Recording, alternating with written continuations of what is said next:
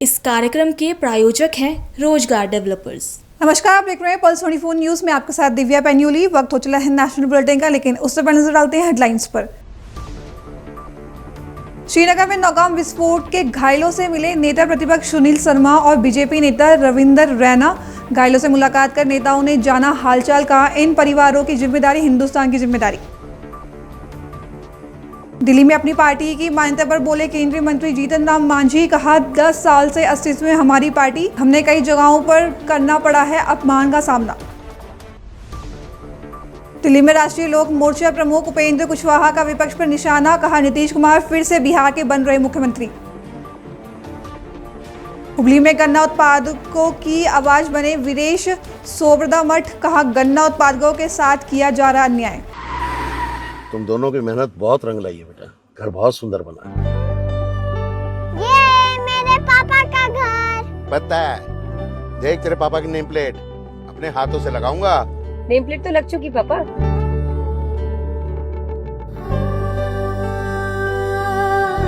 असल मेहनत तो आपने की है पापा, मुझे इस काबिल बनाने के लिए। वो जिंदगी भर किराए के मकान में रहे, लेकिन आज ये घर मेरा नहीं, ये है मेरे पापा का घर।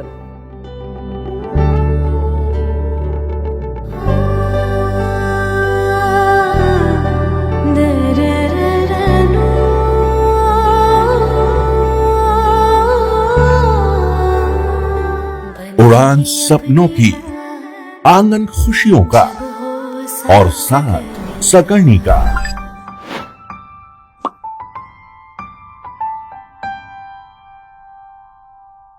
60 वर्षों से आपके साथ मनोरंजन और संस्कार का संगम, जाह्नवी मैगजीन।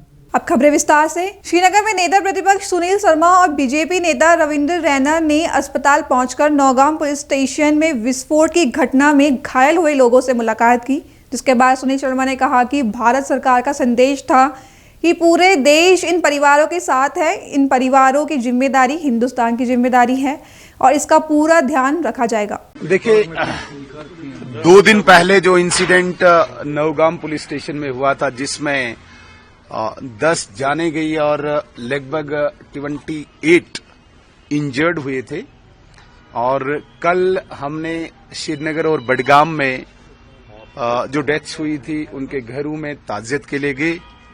कल भी मैंने बताया था, मैं और हमारे फॉर्मर प्रेसिडेंट रविंदर रैना साहब, हमारे स्टेट के जनरल सेक्रेटरी अनवर खान साहब, हमें हुक्म पार्टी की तरफ से भी था, वजीर दाखिला साहब की तरफ से भी था कि हर घर में जाके ताजियत के साथ साथ उनको भारत सरकार का एक पैगाम भी पहुंचाओ कि पूरा हिंदुस्तान इस वक्त इन लोगों के साथ खड़ा है जिन्होंने अपनी जान यहां पे दी है, और इनके जो किड्स एंड किन्स जो इनके पीछे बचे हुए हैं, परिवार बचा है, इनकी जिम्मेदारी, इनकी मुसीबत, इनकी समस्या, इनकी प्रॉब्लम, ये हिंदुस्तान की प्रॉब्लम है, भारत सरकार की है, और पूरी तरीके से इसका केयर किया जाएगा। आज हम यहां पे जितने भी इंजर्ड्स थे इनको मिलने आए। उजाला सिग्नस हॉस्पिटल जो इन सब इंजर्ड्स की केयर कर रहा है, सब इंजर्ड से हम मिले। एक बात मैं स्पष्ट करना चाहूंगा, काफी संतुष्ट हैं, काफी सेटिस्फाइड हैं पेशेंट यहां का। जो डॉक्टर्स ने इनको यहां पे ट्रीटमेंट दिया है, काफी प्रशंसा और काफी प्रेज भी किया इन्होंने डॉक्टर्स और हॉस्पिटल का, इंतजामिया का।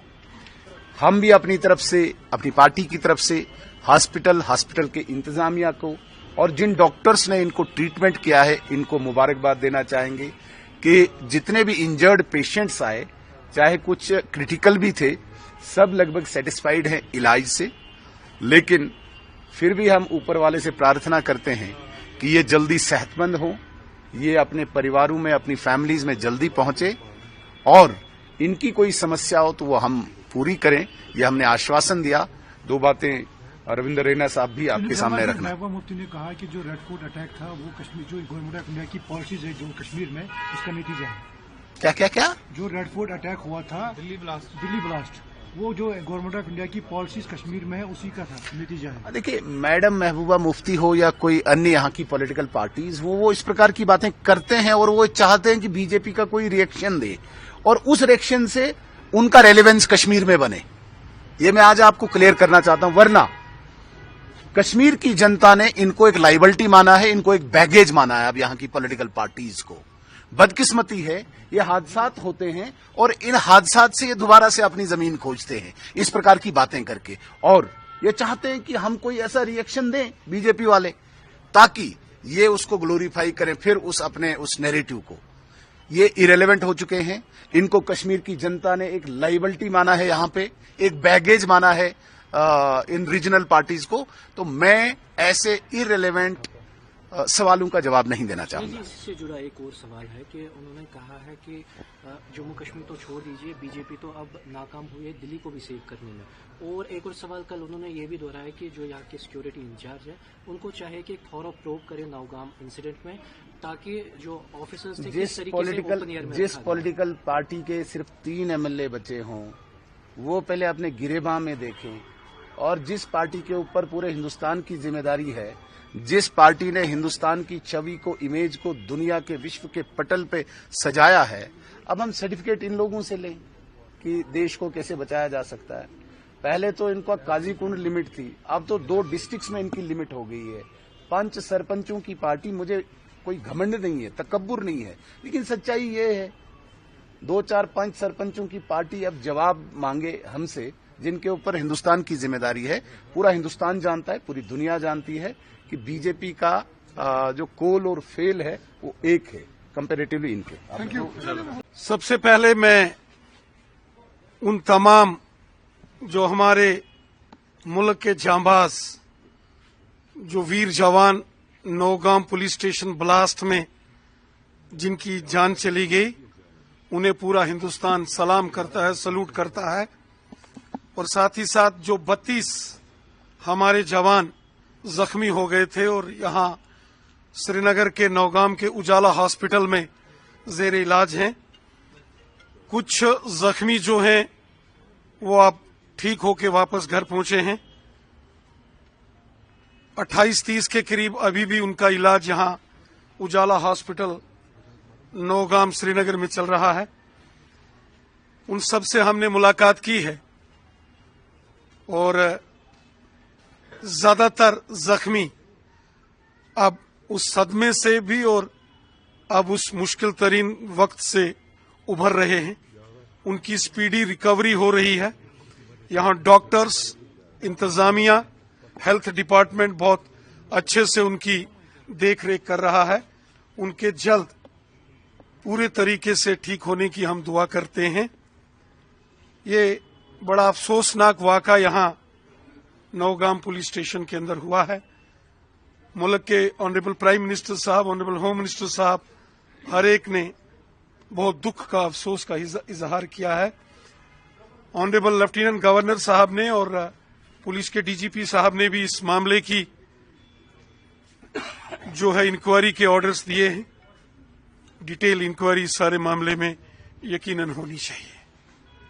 महबूबा मुफ्ती ने जो है कल कहा है कि चूंकि जो नौगाम ब्लास्ट हुआ, क्यों ये मवाद वहाँ पे था, उन ऑफिसर्स पे क्या कार्रवाई की गई, और एलजी को चाहिए कि वो इस चीज की जिम्मेवारी ले ले। अच्छा होता कि मैडम महबूबा मुफ्ती साहिबा जो जम्मू कश्मीर की फॉर्मर चीफ मिनिस्टर रही हैं, अच्छा होता वो अच्छाई को बोलती कि ये जो बॉर्डर पार से दहशतगर्दी का जुल्म सितम पिछले 35-40 साल से जम्मू कश्मीर की आवाम ने झेला है, ये जुल्म सितम, ये तशद्दुद बंद होना चाहिए।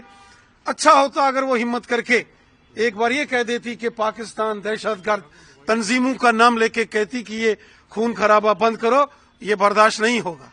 अच्छा होता अगर वो कश्मीर के लोगों से हमदर्दी करके ऐसा बयान देती।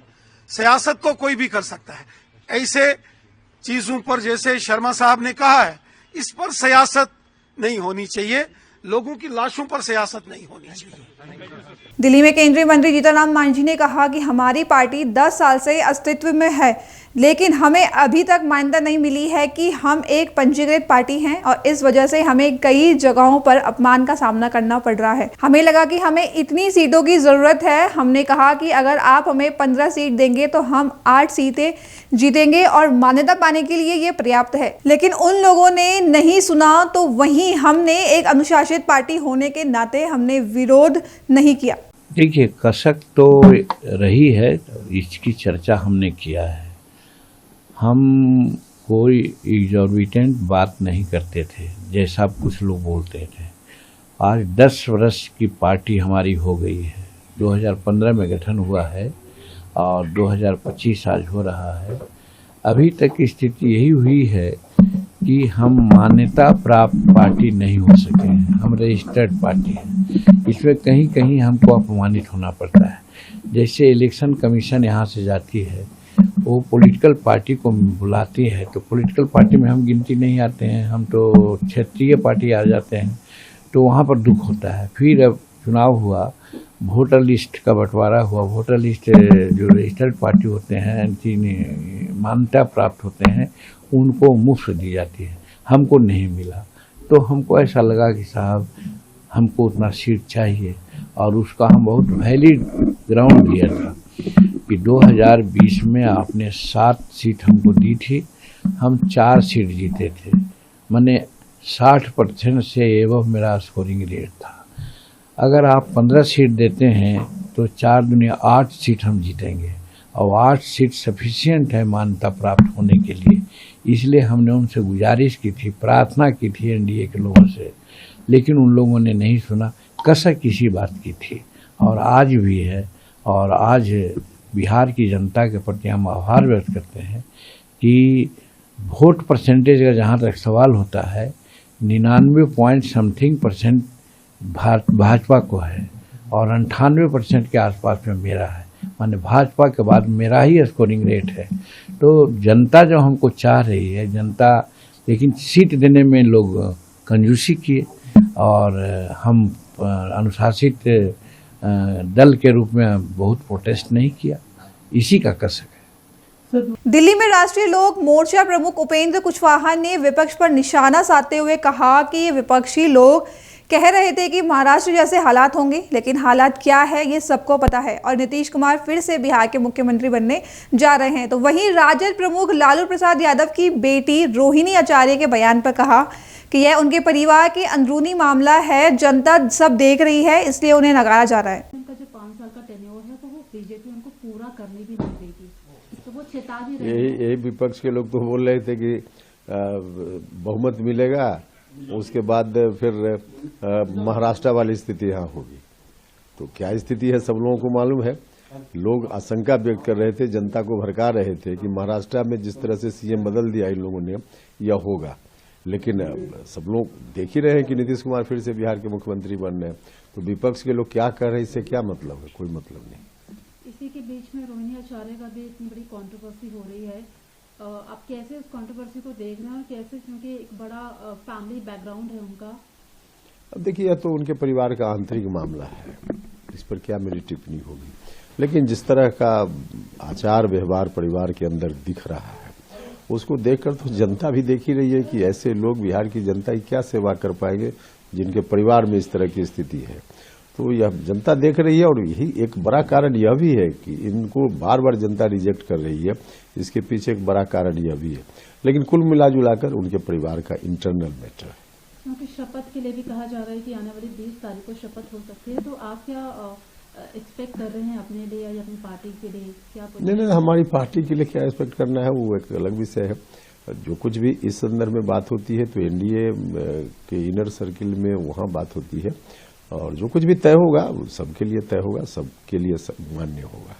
कल आपने धर्मेंद्र प्रधान के साथ भी मुलाकात की है। मांझी जी कह रहे हैं कि हम कुछ एक्सपेक्टेशन नहीं कर रहे हैं, लेकिन पार्टी उनकी इतनी छोटी है कि वहाँ पर कसक है कि एनडीए की तरफ से उनकी पार्टी को बढ़ावा शायद नहीं मिल रहा है। आपने मुलाकात की, आपसे भी कुछ इस तरह का चर्चा है क्या? आप लोगों का डिस्कशन हुआ है? देखिए, ये तो आदमी अलग अलग आदमी का अपना नेचर स्वभाव होता है, किस काम में कब हम कितना संतुष्ट है नहीं है, और हमेशा आदमी को अपने आप में संतुष्ट रहने का प्रयास करना चाहिए। ये व्यक्तिगत बात है। अदरवाइज कितना भी किसी को मिल जाए, वो बहुत सारे लोग हैं जो कभी संतुष्ट नहीं होते। जो व्यवहारिक स्थिति है उस पर भी आदमी का ध्यान होना चाहिए। तो कुल मिला जुला कर इसलिए अब उनका क्या बयान है उनका विषय है। हमने कहा कि आपस में एनडीए के अंदर जो विमर्श के उपरांत चीजें तय होती है वह सबके लिए हमारे लिए भी है। सर आखिरी सवाल है, मक्का से आते वक्त एक गाड़ी का एक्सीडेंट हो गया है, कुछ लोग उसमें बिहार के भी थे जिनकी डेथ हो गई है, कुछ हैदराबाद के भी हैं। दिस इज वेरी अनफॉर्चुनेट, बहुत ही अनफॉर्चुनेट है ये। बहुत ही दुखद है, दुर्भाग्यपूर्ण है जिस तरह से दुर्घटना हुई और बहुत सारे भारतीय वहाँ उनका डेथ हो गया। तो इस पर हम दुख व्यक्त करते हैं और मृत आत्मा की शांति के लिए ईश्वर से प्रार्थना करते हैं। उनके परिवार को कष्ट सहने की ईश्वर ताकत दे, इस बात की भी हम कामना करते हैं। और हमारा दूतावास या फिर भारत की सरकार या वहाँ के ऑफिशियल्स उनसे आग्रह है कि चीज़ों को कैसे कंट्रोल करें, इस पर लोगों का ध्यान इमीडिएट रहना चाहिए। सर एक आखिरी सवाल है, अखिलेश यादव भी कह रहे हैं कि वोट चोरी का जो इशू था राहुल गांधी ने बढ़ चढ़ के उठाया, लेकिन वो वोट चोरी तो थी ही नहीं, वो एक बहुत बड़ी डकैती है। पावर का इस्तेमाल हो रहा है, 14,000 करोड़ रुपए विश्व बैंक के लेकर महिलाओं को दिए हैं। जनता जब इन लोगों की बात को सुन नहीं रही है तो ये लोग बकवासपूर्ण बातें कर रहे हैं। इन लोगों की बात में कोई सच्चाई हो, दूर दूर तक कहीं से कोई तथ्य हो, तभी तो जनता सुनेगी। लेकिन इसके बावजूद जनता ने जब इतना बड़ा मैंडेट दे दिया है इनके खिलाफ, उसके बावजूद ये लोग चोरी की बात कर रहे हैं तो करते रहे। हम तो कहेंगे कि इसी तरह से भ्रम में लोग घूमते रहे, जनता की सेवा करने का मौका एनडीए को मिलते रहे, जनता की सेवा हम करते रहे और जनता हमको मैंडेट देते रहे और ये लोग हवा में ऐसे ही करते रहे, बोलते रहे, अच्छा ही है।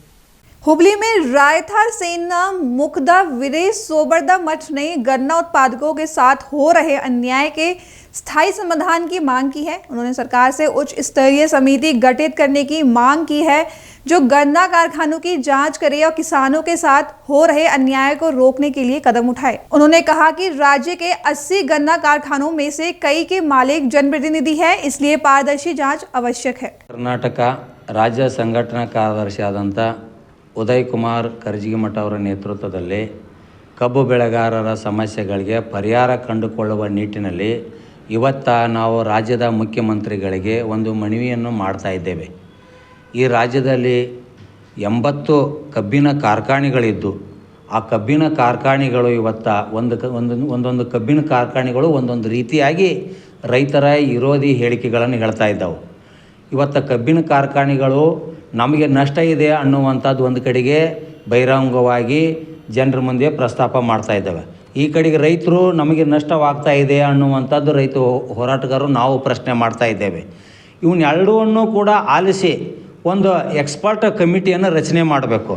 ಆ ಕಮಿಟಿ ಒಳಗೆ IAS ಅಧಿಕಾರಿಗಳು, ನುರಿತಂಥ ತಜ್ಞರು ಮತ್ತು ಶುಗರಿನ ಬಗ್ಗೆ ಅಧ್ಯಯನ ಬೇರೆ ಬೇರೆ ದೇಶದಲ್ಲಿ ಅಧ್ಯಯನ ಮಾಡಿದಂಥದ್ದು ಒಂದು ಕಬ್ಬಿನ ಒಂದು ಏನು ಬೆಳೆಯಲ್ಲಿ ಎಷ್ಟು ಪ್ರಾಡಕ್ಟ್ಗಳು ರೆಡಿ ಆಗ್ತಾವೆ ಅನ್ನುವಂಥದ್ದನ್ನು ಎಕ್ಸ್ಪರ್ಟ್ ಕಮಿಟಿ ರಚನೆ ಮಾಡಿ ಅದರ ಮೂಲಕ ರಾಜ್ಯದ ಜನರಿಗೆ ಗಮನ ತರುವಂಥ ಕಾರ್ಯವನ್ನು ರಾಜ್ಯದ ಮುಖ್ಯಮಂತ್ರಿಗಳು ಮಾಡಬೇಕು।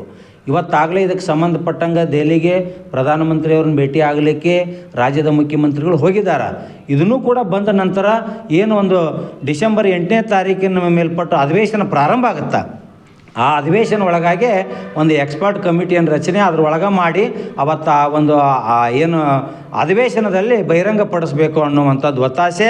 ಆಕಸ್ಮಿಕವಾಗಿ ಇದರ ಬಗ್ಗೆ ಅವರು ಯಾವುದೇ ರೀತಿಯಿಂದ ಕ್ರಮ ಕೈಗೊಳ್ಳದೇ ಇದ್ದರೆ ನಾವು ಸುವರ್ಣಸೌಧದ ಮುಂದೆ ಕಬ್ಬು ಬೆಳೆಗಾರರ ಜೊತೆ ಸೇರಿಕೊಂಡು ಎಲ್ಲರೂ ನಾಯಕರು ಸೇರಿಕೊಂಡು ನಮಗೆ ಪರಿಹಾರ ಕಂಡುಕೊಳ್ಳೋ ನಿಟ್ಟಲ್ಲಿ ಹೋರಾಟ ಮಾಡ್ತೀವಿ।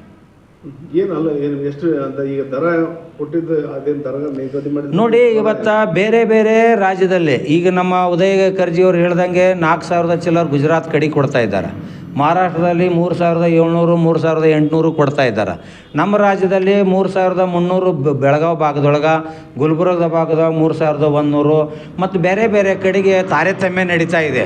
ಇದು ಸಕ್ಕರೆನೇ ಇದು, ಬೇರೆ ಏನಲ್ಲಿ ನಾವೇನು ವಿಷ ಬೆಳೀತಾ ಇಲ್ಲ, ಬೇರೆ ಬೇರೆ ಅಂದರೆ ಬೇವಿನ ಬೀಜ ಹಾಕಿ ಬೆಳೀತಾ ಇಲ್ಲ, ಬೇವಿನ ಬೀಜ ಹಾಕಿ ಫ್ಯಾಕ್ಟ್ರಿ ಕೊಡ್ತಾ ಇಲ್ಲ।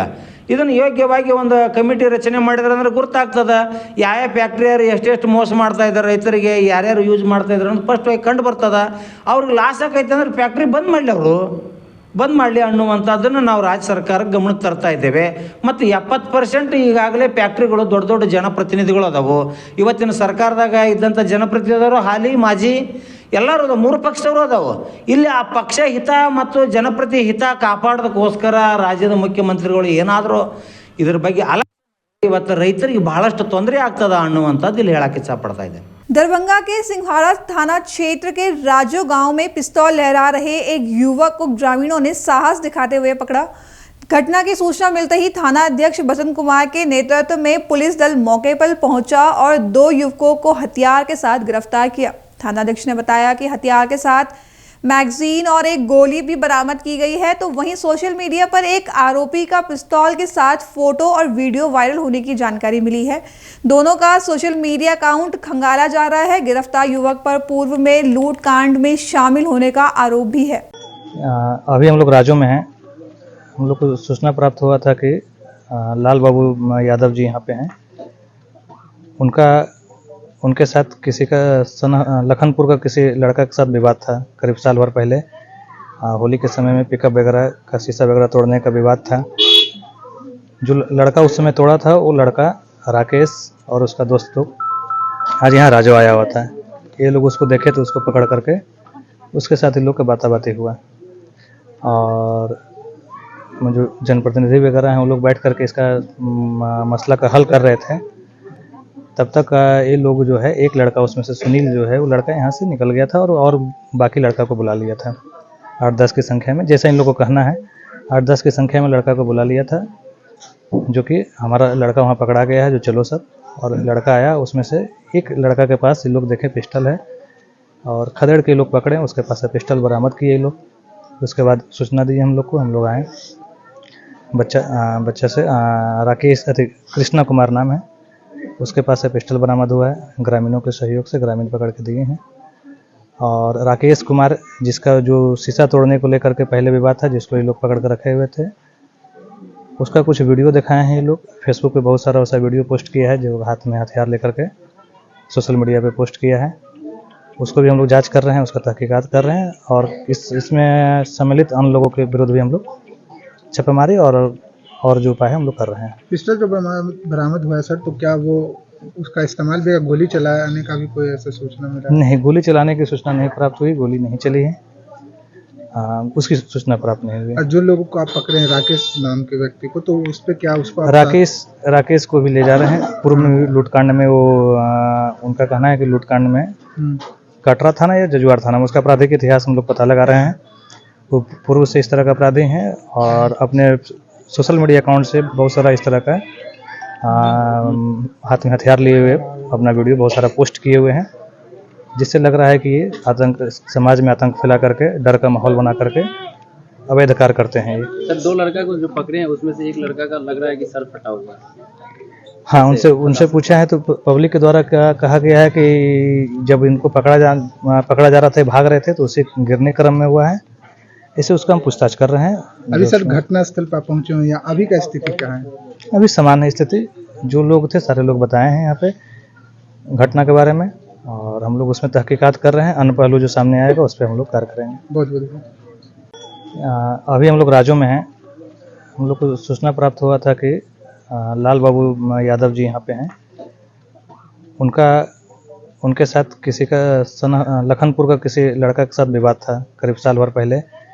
होली के समय में पिकअप वगैरह का शीशा वगैरह तोड़ने का विवाद था। जो लड़का उस समय तोड़ा था वो लड़का राकेश और उसका दोस्त लोग आज यहाँ राजो आया हुआ था। ये लोग उसको देखे तो उसको पकड़ करके उसके साथ इन लोग का बाताबाती हुआ और जो जनप्रतिनिधि वगैरह हैं वो लोग बैठ करके इसका मसला का हल कर रहे थे। तब तक ये लोग जो है एक लड़का उसमें से सुनील जो है वो लड़का यहाँ से निकल गया था और बाकी लड़का को बुला लिया था 8-10 की संख्या में। जैसा इन लोगों को कहना है 8-10 की संख्या में लड़का को बुला लिया था, जो कि हमारा लड़का वहाँ पकड़ा गया है जो चलो सब। और लड़का आया, उसमें से एक लड़का के पास ये लोग देखे पिस्टल है और खदेड़ के लोग पकड़े, उसके पास से पिस्टल बरामद किए ये लोग। उसके बाद सूचना दी हम लोग को, हम लोग आए। बच्चा से राकेश कृष्णा कुमार नाम है, उसके पास से पिस्टल बरामद हुआ है। ग्रामीणों के सहयोग से ग्रामीण पकड़ के दिए हैं। और राकेश कुमार, जिसका जो शीशा तोड़ने को लेकर के पहले विवाद था, जिसको ये लोग पकड़ कर रखे हुए थे, उसका कुछ वीडियो दिखाए हैं ये लोग। फेसबुक पे बहुत सारा वैसा वीडियो पोस्ट किया है, जो हाथ में हथियार लेकर के सोशल मीडिया पे पोस्ट किया है। उसको भी हम लोग जांच कर रहे हैं, उसका तहकीकात कर रहे हैं, और इसमें सम्मिलित अन्य लोगों के विरुद्ध भी हम लोग छापेमारी और जो उपाय है हम लोग कर रहे हैं। पिस्टल जो बरामद हुआ है सर, तो क्या वो उसका इस्तेमाल भी, गोली चलाने का भी कोई ऐसा सूचना मिला? नहीं, गोली चलाने की सूचना नहीं प्राप्त हुई, गोली नहीं चली है, उसकी सूचना प्राप्त नहीं हुई। जो लोगों को आप पकड़े हैं, राकेश नाम के व्यक्ति को, तो उस पर क्या उसको राकेश को भी ले जा रहे हैं। पूर्व में लूटकांड में वो उनका कहना है कि लूटकांड में कटरा थाना या जजुआर थाना में उसका आपराधिक इतिहास हम लोग पता लगा रहे हैं। वो पूर्व से इस तरह का अपराधी हैं और अपने सोशल मीडिया अकाउंट से बहुत सारा इस तरह का हाथ में हथियार लिए हुए अपना वीडियो बहुत सारा पोस्ट किए हुए हैं, जिससे लग रहा है कि ये आतंक, समाज में आतंक फैला करके, डर का माहौल बना करके अवैध कार्य करते हैं। ये सर 2 लड़का को जो पकड़े हैं उसमें से एक लड़का का लग रहा है कि सर फटा हुआ है। हाँ, उनसे पूछा है तो पब्लिक के द्वारा क्या कहा गया है कि जब इनको पकड़ा जा रहा था, भाग रहे थे, तो उसे गिरने क्रम में हुआ है। इसे उसका हम पूछताछ कर रहे हैं। अभी सर घटना स्थल पर पहुंचे हैं, या अभी का स्थिति क्या है? अभी सामान्य स्थिति, जो लोग थे सारे लोग बताए हैं यहाँ पे घटना के बारे में, और हम लोग उसमें तहकीकात कर रहे हैं। अन्य पहलू जो सामने आएगा उस पर हम लोग कार्य करेंगे। बहुत बहुत घटना ये हुआ, हमको जानकारी मिला, लखनपुर में फोन गया कि इस राजू में एक लड़का को लाल बाबू यादव जी और उनका बेटा सब बंधक बना कर रखा हुआ है। हम लोग वहाँ से आए, 5-7 ग्रामीण आए, तो हम लोग यहाँ के भी सरपंच आए, मुखिया जी, सब सारे लोग यहाँ पे बैठे हुए थे। हम लोग विचार विमर्श कर रहे थे कि क्या हो गया, बहुत सारी बात हम लोग चर्चा किए। उसके बाद जो है लाल बाबू जी का लड़का है 2 चोर, उसका इतिहास अपराधी चोर भी है, और ये राकेश कुमार के साथ इन दोनों का। कौन लाल बाबू? लाल बाबू यादव सरपंच जो है सो? नहीं, लाल बाबू यादव है यहाँ का। अच्छा, दूसरे हैं, ठीक। उनका लड़का और राकेश के साथ बहुत दिनों से दोनों का आपसी चोरी दोनों आदमी के साथ चल रहा था। चोरी के आरोप में ये लोग इसको बंधक बना कर रख लिया, लेने देने के विरोध में, कि मतलब हमको बांट करके नहीं दिया, इसी को लेकर के इन लोगों को बंधक बना कर रखा। इस दोनों आदमी इस चोरी का आरोपित लोग। तो अभी उसके बाद क्या हुआ था? उसके बाद हम लोग बैठे हुए थे और एक लड़का बाहर से आया था, उसका पिस्टन रख दिया। वो लड़का कबूल कर रहा है कि हमको पिस्टन रख दिया, और ये राकेश कुमार से पूछताछ सारे लोग किया तो उस समय कोई पिस्टन की बात नहीं थी। वो लड़का को एक छोटा सा बच्चा 16 वर्ष होगा, उसको पैकेट में पिस्टन रख करके और इसको फंसाने की साजिश कर दिया। फंसाने का साजिश किया गया है। अभी क्या कुछ कार्रवाई हुई? प्रशासन यहाँ पुलिस प्रशासन आए थे, वो ले गए पूछताछ के लिए। अब तो पुलिस प्रशासन के जो संज्ञान होगा उसके साथ क्या लगता है, अभी कुछ नहीं है। लेकिन रत्नेश कुमार। अच्छा रत्नेश भाई, क्या हुआ था? पिकअप का शीशा फोड़ा था। हाँ। और मैन शीशा फोड़ा था, साइड शीशा फोड़ा था, चारों चक्का में छुरा मारा था। कब हुई है, कब फोड़ा था? ये 1 साल पहले की बात है, लेकिन आज वो हमारे गांव में धरा गया तो उसको बख्शाश नहीं हुआ गया है, जेल भेजा गया। अच्छा, तो वो कोई पिस्टल वगैरह भी? पिस्टन भी साथ में लेके आया था। जब उस लड़का को पकड़ के अंदर बंद कर दिए तो 5 गो लौंडा से पिस्टल मंगाया था। उसके बाद यहाँ पे फायरिंग करने का इंतजाम लगा रहा था, ताले में हम देख लिए तो हमारा पापा पकड़ लिया उसको। तो उसके बाद से क्या अभी का क्या माहौल है, अभी कैसा है? अभी माहौल यही है कि थाना प्रभारी ले गए हैं उनको। उसमें सर भी फटा हुआ एक लड़का का दिखा है, कैसे हुआ है? सर फटा है, वही दौगा जो है ना, वो लड़का गिर गया है, अपने गिर गया, रास्ते पे अपने गिर गया है, तो तब वो फट गया है सर। अच्छा, ऐसा आरोप है कि जबरदस्ती पिस्टल रखा गया या वो खुद लेके आया? वो खुद लेके आया था 5 लौंडा से। अच्छा, यहाँ पे फायरिंग करने के लिए उसका मनसा था, फायरिंग करने का? फायरिंग करने का मानसा था, ताकि ये सब फायरिंग यहाँ पे कर देंगे, ये सब भाग जाएगा, उसमें से एक लड़का उसको भी निकाल देंगे। लेकिन वो चीज़ हम नहीं होने दिए यहाँ पे, इसको एकदम उचित कार्रवाई से इसको कब्जा में ले लिया। अभी के लिए बस इतना ही। देश और विदेशी खबरों से जुड़ने के लिए देखते रहे पल्स 24 न्यूज़। तब तक नमस्कार। तुम दोनों की मेहनत बहुत रंग लाई है बेटा, घर बहुत सुंदर बना है।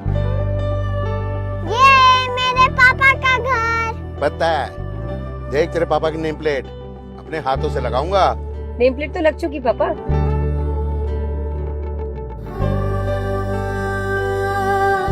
असल मेहनत तो आपने किया पापा, मुझे इस काबिल बनाने के लिए। वो जिंदगी भर किराए के मकान में रहे, लेकिन तो आज ये घर मेरा नहीं, ये है मेरे पापा का घर।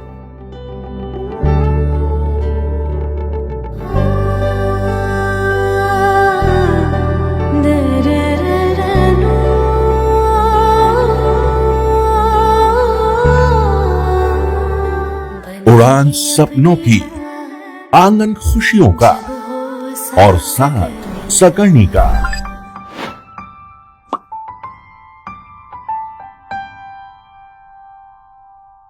साठ वर्षों से आपके साथ मनोरंजन और संस्कार का संगम, जाह्नवी मैगजीन। इस कार्यक्रम के प्रायोजक थे रोजगार डेवलपर्स।